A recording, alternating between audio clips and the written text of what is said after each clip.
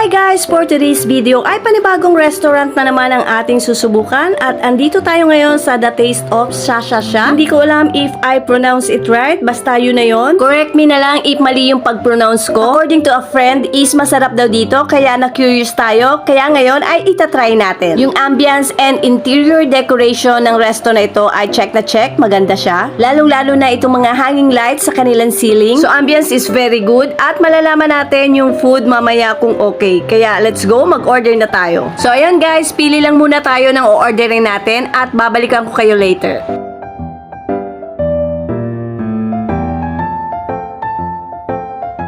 Ayan, at nakapili na nga tayo and waiting to serve na lang ang ating order. Kaya for the meantime, ay mag-water muna tayo. Napakasyala naman ng kanilang lagayan ng water. Nakyutan ako dito sa kanilang bottle. Kaya kahit tubig lang ang iinumin mo, ay mukhang ang sarap-sarap. At ayan, andito na in-order natin na